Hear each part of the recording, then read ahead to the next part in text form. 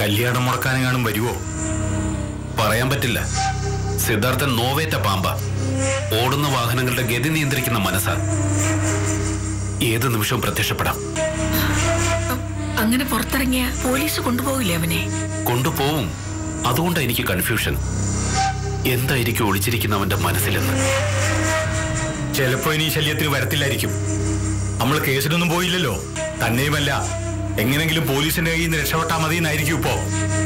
Police കണ്ടുപിടിച്ച് arrest ചെയ്തിരുന്നെങ്കിൽ നമുക്ക് ധൈര്യമായിട്ടിരിക്കാമായിരുന്നു. ഇതിപ്പോ ഏത് നിമിഷവും ടെൻഷനാ.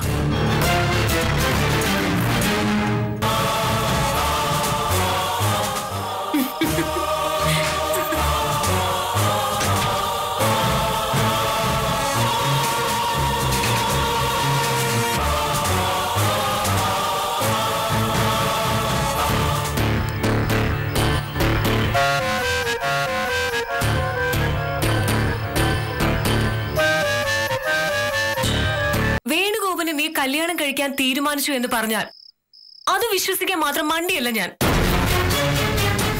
സത്യം പറ, എന്താ നിന്റെ മനസ്സില്? എന്നോടെങ്കിലും പറ മനസ്സേ. എനിക്കറിയാം എന്തോ പദ്ധതികൾ നീ ആസൂത്രണം ചെയ്യുകയാണ്. എല്ലാം റിസ്ക് പിടിച്ച കാര്യങ്ങളായിരിക്കും. അതുകൊണ്ടാ ചോദിക്കുന്നത്. റിസ്ക് ഉണ്ട് മൈനെ.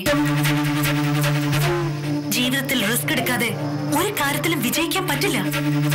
എന്താ നിന്റെ മനസ്സിലെന്ന് പറ. How are you? Fine. But ശരീരത്തിനല്ല, മനസ്സിനായി ഇപ്പൊ അസുഖം.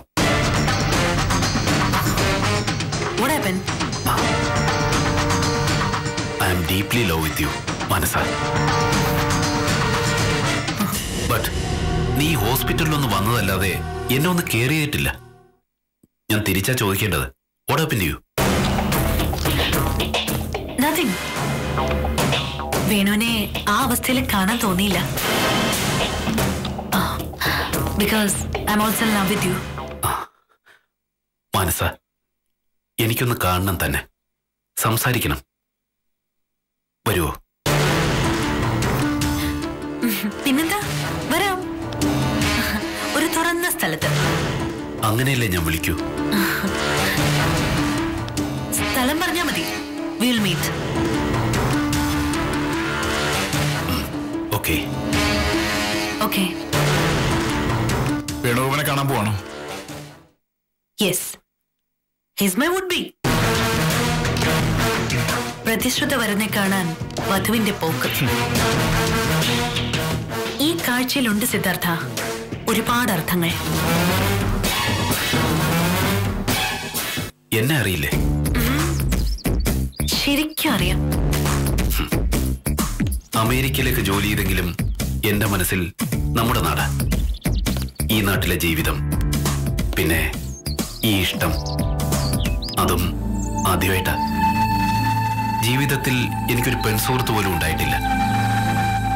ജീവിതത്തിൽ ആദ്യവും അവസാനമായിട്ട് നീയ മനസ്സാ.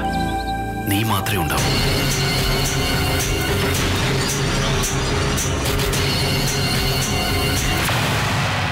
ഇല്ല മനസ്സാ, എന്റെ പേര് പോലീസിനോടോ ഡോക്ടേഴ്സിനോടോ പറയാൻ സാധ്യതയില്ല. അപകടം കഴിഞ്ഞു വന്നപ്പോ ഒരു തവണ പറഞ്ഞിരുന്നു.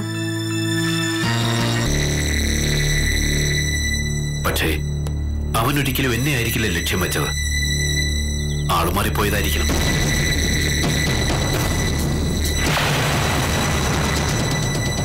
ഞാനായിരിക്കില്ല അവന്റെ ഉന്നം, മാനസിയായിരിക്കും. എങ്ങനെയും നിന്നെ വിവാഹം കഴിക്കലായിരിക്കും അവന്റെ ലക്ഷ്യം. അത് ഞാൻ ഒളിവിലിരിക്കുമ്പോ തന്നെ നടത്തണം. അതിനുവേണ്ടി ഞാൻ പുറത്തു വരാതിരിക്കാൻ അവൻ ശ്രദ്ധിക്കും.